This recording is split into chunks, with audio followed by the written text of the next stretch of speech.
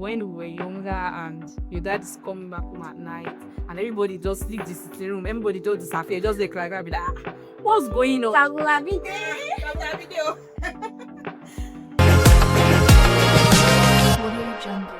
Hi, Toms.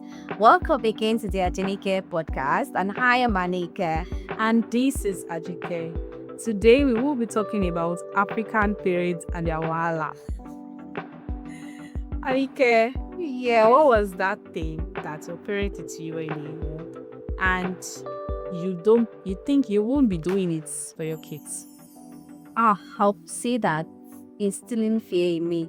Wow. Right. And then, me not being able to express myself. African parents have that habit of they don't even want to hear your side of the story. Either you're at fault or not, they don't even want to hear. It's a different thing that two adults are talking and you're trying to intrude or interrupt their conversation and then put mouths there. That's kind of rude. Or when it is about me or about us, I'm supposed to explain myself. As you text, let me talk. Let me stay talk. Let me even.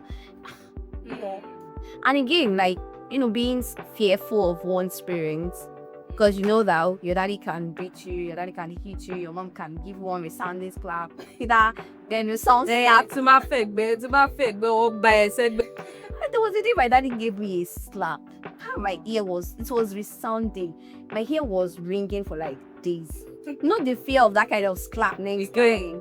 You want to talk again? It just holds you back from a lot of things. It fuels your confidence, it fuels the courage in you. Even outside when you're being bullied or when someone did something to you don't like, you can't even express yourself. Exactly. Why some kids they resort to also being violent. Instead of them to complain, report, express themselves, they just also hit the other kid again. So I feel like that's that what in me. For me, I'll give my children or my kids listening kids. I want you to listen to everything. Even when I don't understand some things that you're saying, when they are still I can't hear what they're saying clearly, but I just want to listen to everything. And there's no need to be scared of me. There's no need to be scared of me. We are just I'm being in your shoes. So let's just relate and sis to sis. I'll tell my maybe sis to sis, stuff like that. How about you? It's the same thing for me. I can relate. When we were younger and your dad is coming back home at night and everybody just leave the sitting room, everybody just disappear, just like be like, what's going on? Well, now I feel my dad is now coming down. I think maybe because of age, or should I say maybe experience that they've gone through and they've seen the repercussion of their experience. When you shout at a child and she knows that what she did is bad, and if she meets you at that house, if you meet her in that house, it's going to be a problem. She will leave the house for you. I started right away. Even myself, I've run away for home I think once or twice. My sister ran away for twice. My brother, almost all of us, because it's just that night is you're dead that night. Everybody is just scared, and it's not a good thing to do because it's affected a lot of adults nowadays, being fearful, not being able to express yourself, don't have confidence, you're not courageous, you're just always there. You have that, you don't have that ability to express how you really feel. You just get used to everything, and it also results to violence. It's just the confidence really builds someone, and it goes a very long way. Just imagine a place, the job of they need 10 years experience, and you with 2 years experience, you have that confidence. That is 2 years that I have. I will make you people see it's 10 years, and you will go there and you get the job. As somebody of 11 years experience will go there and will not get. Yeah, you can't defend. At the end of that, when they will even go for interview now, they will see them being practicing what to say and how to say it. And even this, they will still be fearful. Before they even become adults, even as a child, even as a teenager, you still struggle with a lot of things, especially yourself. Sometimes it feels like you're okay with everything just because you don't know how to express this. And so you're okay. It's not as if you are okay, exactly. It's not as if you are okay with what's happening to you, but you cannot talk. You cannot tell them no, I don't want this. Or express yourself in a better way. Like you said, those children that result to bullying others, they probably build that character from not able to express their feeling, and they don't want to cry, they don't want to be laughed at. They do not go out of the they just they do what they're not supposed to do at that point in time.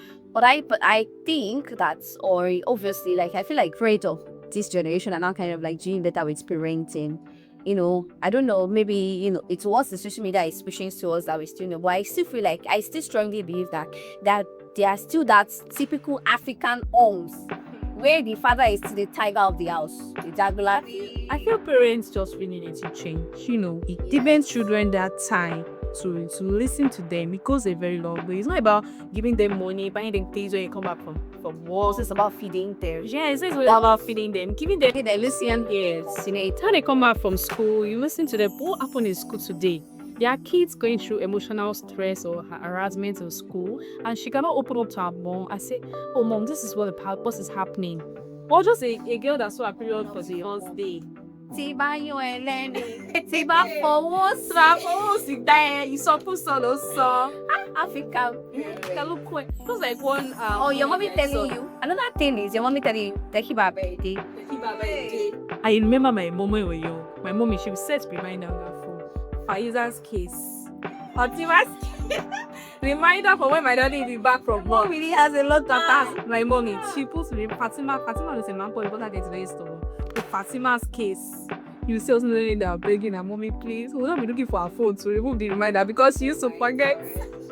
That's true. It's actually seriously now, but then again, as a child, then it's actually something that can affect you in different ways and even to adults. So Atike, what is that one thing that you think your parent did wrong with you, aside from this that we just discussed, like listening, instilling fears and stuff, that you won't be repeating the same thing for your kid? Okay.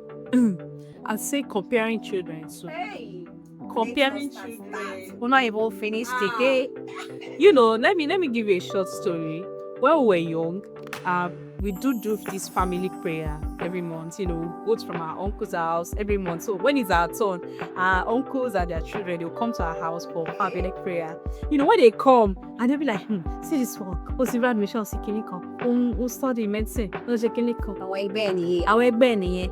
when they now go finish, you go now you get talk of their life. If I hands them, those are my cousin, maybe they're using one big phone, look for you, say that their parents.